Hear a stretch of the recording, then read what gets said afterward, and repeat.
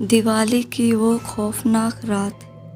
सब लोग यह तो जानते हैं कि दिवाली जगमगाती रोशनी और लाइट्स का त्यौहार है, पर जो ज़्यादातर लोग नहीं जानते वो ये है कि दिवाली की रात अमावस की रात होती है और हर अमावस की रात काली शक्तियाँ सबसे ज़्यादा ताकतवर हो जाती हैं। लेकिन 19 साल का सुमित इस बात से अनजान था। वह अपने दोस्त विजय के साथ दिवाली की रात सड़क पर घूम रहा था। तभी विजय की नज़र मंदिर के पीछे एक सुनसान से घर के पीछे गई। वहाँ एक सुंदर लड़की लाल साड़ी पहने दिए जला रही थी। विजय सुमित को लेकर उस घर के पास चला गया। जैसे ही दोनों वहां पहुंचे, उन्होंने देखा कि पूरा घर दियों से सजा था। उन्हें बालकनी में खड़ी वह सुंदर लड़की नजर आई। उसने फिर वही मन लुभाने वाली मुस्कान देकर उन दोनों को अंदर बुलाने का इशारा दिया। घर अंदर से भी उतना ही खूबसूरत सजा हुआ था जितना कि बाहर से। मेज पर खाने के लिए अलग अलग चीज़ें रखी हुई थी।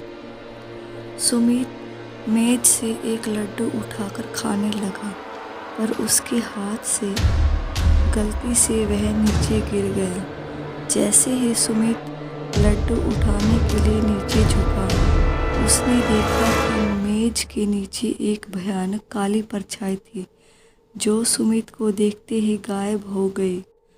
सुमित जैसे ही विजय को ये बताने उठा, उसने देखा कि विजय सीढ़ियों के ऊपर खिंचा चला जा रहा है।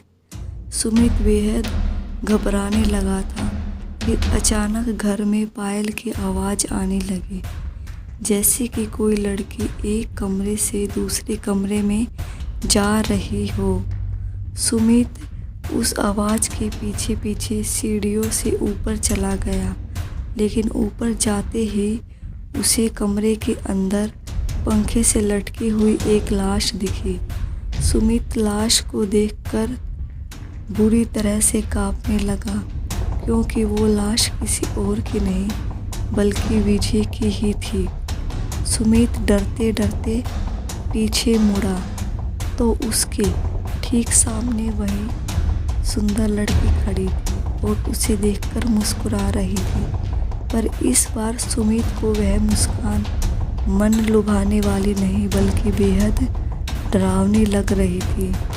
अचानक घर की सारी लाइट्स बंद हो गई। वह घर धीरे धीरे एक खंडर में बदल गया। वह लड़की अब भी सुमित को देखकर मुस्कुरा रही थी।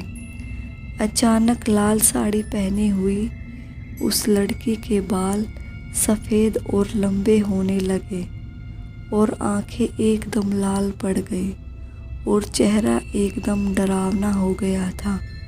सुमित उसे देखकर एकदम से सुन पड़ गया था। वह लड़की हाथ में चाकू लिए सुमित की तरफ बढ़ रही थी। सुमित ने किसी तरह अपना होश संभाला और बिना कुछ सोचे सीधा घर के बाहर भाग गया। लेकिन वह लड़की अब भी सुमित का पीछा कर रही थी। वह लड़की सुमित को मारने के लिए अपना हाथ उसकी तरफ बढ़ाया, लेकिन सुमित तब तक बाहर निकल गया था। उसने जल्दी से घर का दरवाज़ा बाहर से बंद कर लिया। वह लड़की उस दरवाजे को अंदर से बहुत तेज़ी से ठोकती रही, लेकिन अचानक ठोकने की आवाज़ बंद हो गई।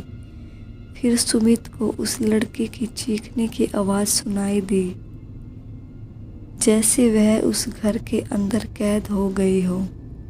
सुमित वहाँ से जल्दी से निकला और अपने घर जाकर चुपचाप सो गया।